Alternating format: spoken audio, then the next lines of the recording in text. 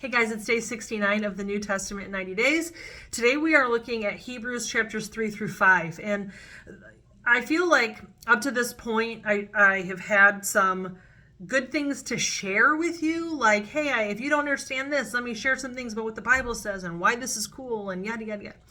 So when I was reading this section, there is this concept that goes, from kind of like the middle of chapter 3 through the middle to the end of chapter 4. And I was reading it and I was like, what in the world is happening here? Like, what is he talking about? And so I kind of went on this little wild goose chase. And so I don't necessarily have like a nice, pretty, gift wrapped up with a bow to hand to you today. I'm just going to share some of the things that stuck out to me. And I'm going to verbally process with you today. So we'll just see where this takes us. But the thing that stuck out to me is the writer of Hebrews is talking about this concept of rest. And I think it's probably stuck out to me because I have a hard time figuring out how to just rest. Like, what does that mean? And, the Bible talks about Sabbath and taking a break from our work. And so I'm constantly like, what does that actually mean? And what does that look like? What's my list of things? How do I rest? Give me my checklist. And so I think that might be why it stuck out to me. But I'll just kind of share some of the things that the author brings up. So he's talking about this idea of rest. And he, in chapter 4, verse 4, he says, on the seventh day, so back to creation. So in the very, very beginning of the Bible, we learn that God created the world in 6 days. So he created certain things on day 1, 2, 3, 4, 5, 6. And then on day 7, by that time, everything was finished. And so it says that he rested. Now, God doesn't need to rest. And so it's not like he was real tired and took a break, because he needed it. There was something about that I don't even know if I fully comprehend. But anyway, so that's the kind of one of the first things. So like, okay, God on the seventh day rested from all of his work. Okay. Then it says back in chapter 3, verses like 8 through 11, he talks about the Israelites. So at one point they were in slavery in Egypt. And then they left Egypt and they wandered in the desert for a number of years. Now, the intent was for them to leave Egypt and go to the promised land, so the land that God had promised for them. But in the midst of their wanderings in the desert, they continued to be disobedient and show that they didn't really want to follow God and be his people. They kind of wanted to keep doing things their own way. And so it basically says that because of that, they never entered God's place of rest.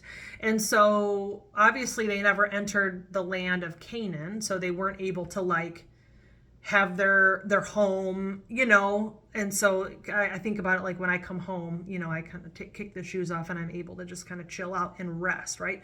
They were constantly wandering. So they were never at rest in that way. And because they were constantly disobedient to God, like their relationship with him was never, like they were never at peace with God, right? And so anyway, so that the author of Hebrews kind of shares some of that as well. And then, okay, at the beginning of at the beginning of chapter 4, it says, God's promise of entering his rest still stands. So it's not like something that was just available to the Israelites before, but his promise of rest is still available. And then it says, so we ought to tremble with fear that some of you might fail to experience it.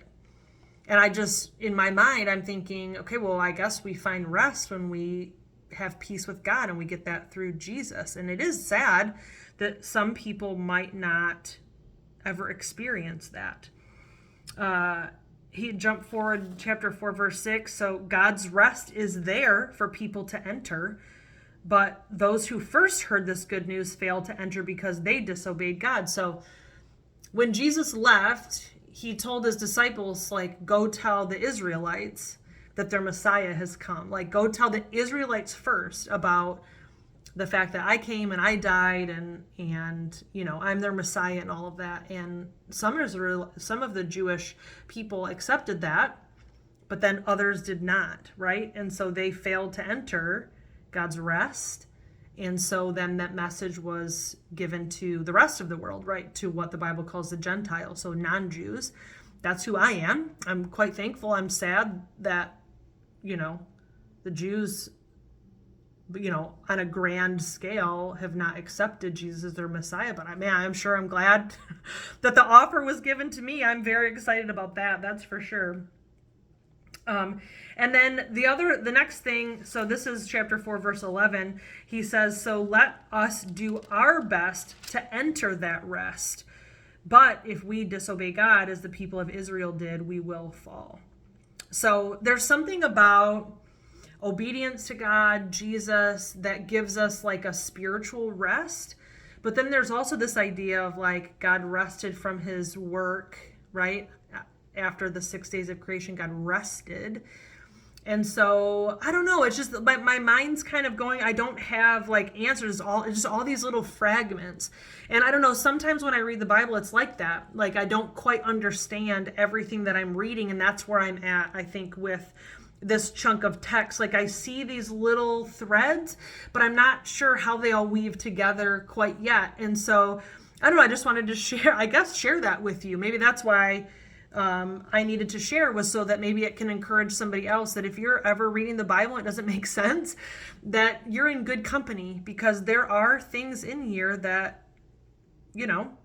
either don't make sense the first time we read it. Maybe in a couple years, I'll look back on this and be like, oh my gosh, how did I not see that? And I'll have clarity and it'll all make sense. But right now, I don't know. I don't quite understand it. So if you have read this section and you do know how it fits together, I would love for you to share that with me. So please feel free to leave a comment or shoot me a message. And I don't know, maybe just me sharing my confusion and my random thoughts is an encouragement to you.